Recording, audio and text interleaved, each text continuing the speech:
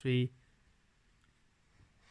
Hi, okay, today's lesson will be on simultaneous equations, the exam styles. I've tried to find videos online, but a lot of them didn't show enough of the different styles of examples. So 3 examples to show you. First off, you can see that example up there. It's written in words as a story.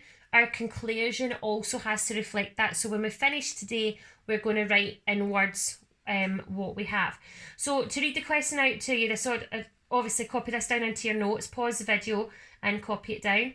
4 donuts and 3 cupcakes cost £1.95. 5 donuts and 2 cupcakes cost £2. We have to find the cost of each. So we've got 2 different scenarios. We're going to use simultaneous equations to work out what each of the items cost. Now I've already got these prepared for you underneath this sheet of paper, but it is dead straightforward. 4 donuts plus 3 cupcakes. We're going to just shorten that to 4D and 3C equals £1.95. 5 donuts and 2 cupcakes, we're going to shorten to 5D plus 2C equals £2. So here are the equations already made up for you. Now our aim as always is to get these middle two into the same number, one a plus, one a minus. So I want to turn them into a 6, so I'm going to times the top one by 2 and the bottom one by -3. So doubling all the top equation gives me 8D plus 6C equals £3.90. Minus 3 times each of the bottom numbers gives you minus 15D, minus 6C, and minus £6. So now we can add these two lines together, although technically it is really taken away. 8 take away 15 gives us negative 7D. 390 take away £6, it's the same as the other way around. It gives us negative £2.10. Now at this point I can clearly see that this number divides by 7. If it didn't, then I've probably messed up somewhere here with scaling my equations. Either way, double negative cancels out. £2.10 divided by 7, we should hopefully all spot is 30p. But because we're talking money, I'm going to have to write that as 0.30. So if a donut costs 30p, we're now going to work out the cost of a cupcake. So we're going to sub this into our very top equation here. So we have 4 times 30p plus 3 cupcakes equals £1.95. 4 times 30p gives us £1.20 plus 3 cupcakes is £1.95. Take away the £1.20 from the £1.95 or just look at it. What are you adding on to get to there? You get 75p. So 3 cupcakes is 75p. And I hope you all can just convert that and work out that 1 cupcake is 0.25. Now what I said was important in these questions is your conclusion. Once we're done with that, we must write donut is 30p, cupcake 25p. We've also got the units in there for money. If we don't have the correct units, if we don't have the statement in words, you can lose that final mark. As always, I'm going to do a quick check with my answers. If my donuts are 30p, 5 donuts is £1.50. 2 cupcakes is 50p. £1.50 add 50p is £2, so I know I've got the right answer. Okay, let's move on to example 2, a slightly different style. It hasn't come up in National 5, but I just think it's worth showing you just in case. So I'll let you have a wee read of this one, if I can find it. So in this scenario, sorry, some of the words have gone missing on the easel here. We've got a 150-seat cinema, has standard and deluxe seats. So we know that ourselves from going to the cinema. We've got standard and deluxe seats. Standard seats cost £7 and deluxe seats cost £9. When a film sells out, they make £1,120. So how many of each seat is there? So 2 different statements again, one talking about the number of seats, one talking about the cost of seats.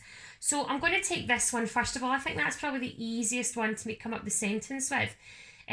We've got money, this is going to go with a money statement here. So we're going to have £7 for the standard seats. So I'm going to write that as 7S. So that would be 7S.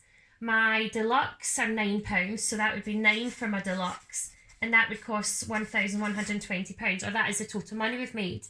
But where's the other statement coming from? The only other information we've got here is there's 150 seats. So altogether we've got 150 seats. Now what I see in the exams is people trying to write 7S plus 9D in there, but then you've got 2 equations starting with the same thing that can't be. So this first one is simply, we've got standard and deluxe seats all together 150. So technically, we've just got standard plus deluxe seats equals 150. And then the money bits all go together in one equation. So let's write those out again. So standard plus deluxe, all together 150 seats. £7 for a standard, £9 for a deluxe, comes to a total of 1,120. Now, looking at it, I'm only going to have to change the top equation here. I'm going to get these two into a 9, and I'm going to choose to make that one the negative. So I'm going to times the top equation by negative 9. That will give me, negative 9s, negative 9d equals, now 9 times 150, I'm just going to double check I get this correct rather than doing it mentally and messing up. 9 5s are 45, 9 1s are 9, so that would be 1350, minus 1350. And the bottom equation will not change. I always just write the second equation out again anyway, so that I'm looking here and not up here. Okay, let's add these together now. 9s, negative 9s plus 7s is negative 2s. Middle bits cancel. 1350 away from 1120 is 230, negative 230. Double negative cancels out. 230 divided by 2 is 115. So that means I've got 115 standard seats. Let's plug that straight into there. 115 standard plus my deluxe equals 150. What do I need to add in there to make 150? Or take that off 150. It means that there are 35 deluxe seats. Now your conclusion would be 115 standard, 35 deluxe. And I would probably go and do a check with this one.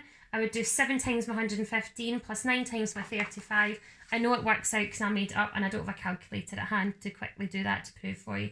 So there is your conclusion for that style. Now, as I said, that one's a bit trickier because people struggle with that first equation. It hasn't come up in a while. That's not to say it won't.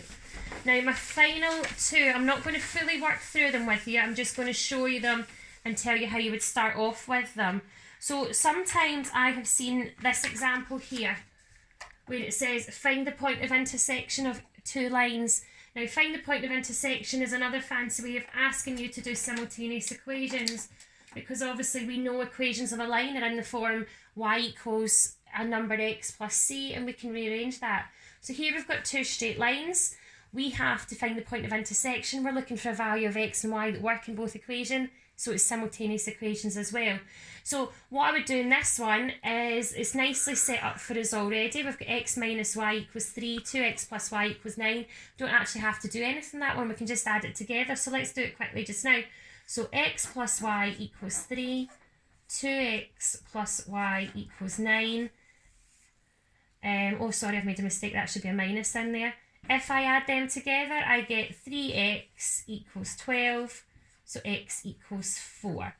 Now, if I'm going to plug that in, that will give me 4 take away y equals 3. That's obviously 1. So y equals 1.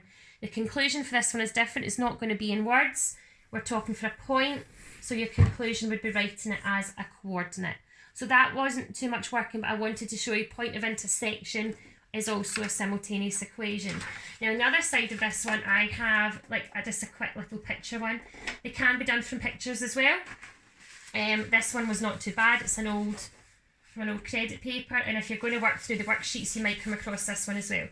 So here we're told bracelets are made from beads and pearls, and you're given a picture and a length for each bracelet. Now, if the beads are the big one, our equation here would be 2 beads plus 1, 2, 3, 4, 5 pearls, and a total length of 5.2. Second one has 3 beads plus 2 pearls, and that has a length of 5.6. From there, I would times that one by 2, that one by negative 5, and I'd go work it out and get the length of a bead and pearl. Remember at the end we would write bead equals however many centimetres, and a pearl equals. So I'm not going to fully work through those ones because I'm conscious of time and the length of this video. So please watch these, copy them down, watch it again if you need to, and then I will ask you to go complete as many as you can from the worksheets I've given you. The answers are there. Any problems, get in touch. Please remember, if you get weird answers or things that don't divide, you've messed up. Go back and try again. Okay, thanks for watching.